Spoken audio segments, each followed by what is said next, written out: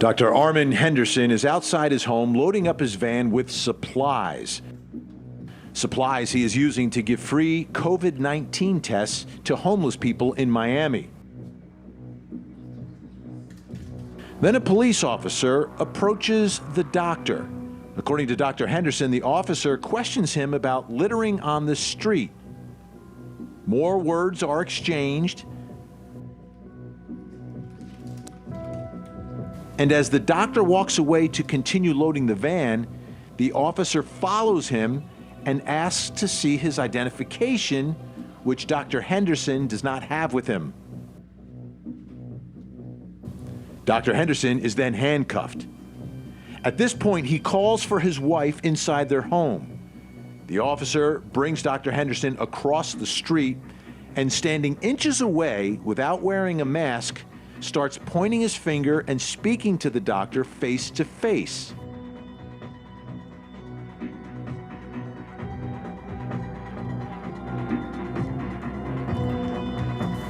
Moments later, the doctor's wife appears to find out what is going on, and as she goes back inside to get his identification, the officer uncuffs the doctor.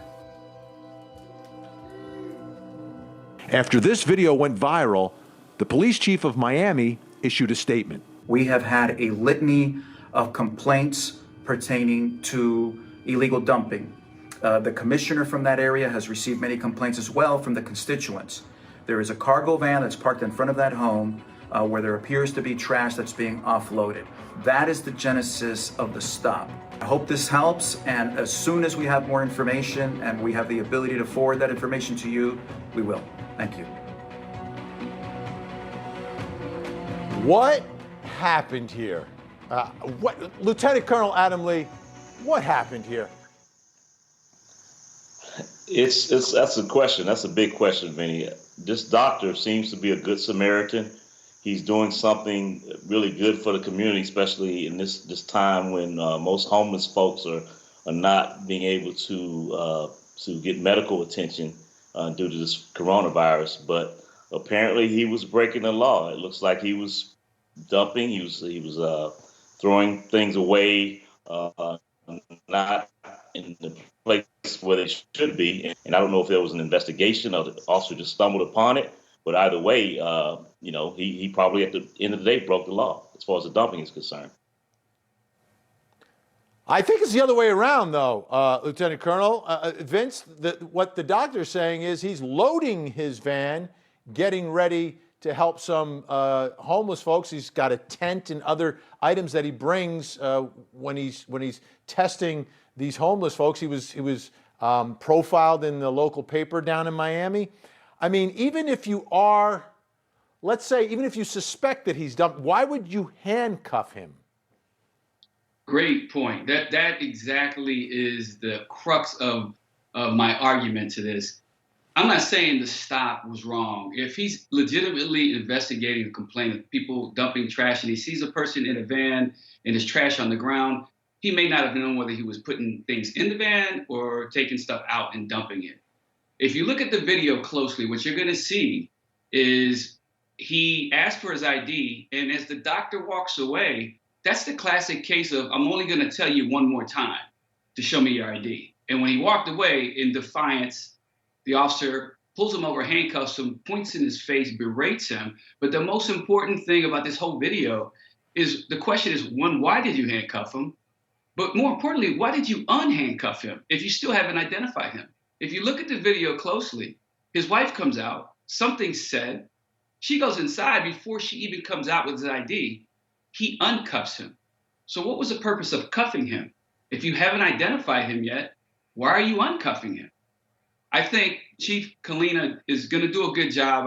I know his reputation in Miami. I like that he came out publicly and put a video out to address this to the public.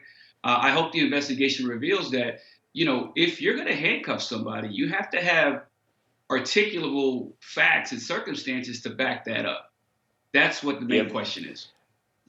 Yeah, I think Lieutenant Colonel, one more part of this but let me just ask you this. The officer's got no mask on, and he's face to face, inches away, and the description that I heard from the doctor in an interview he did with someone else was that he could kind of feel like the droplets of spit coming out of the doctor's mouth. And this is a doctor who's trying to save lives.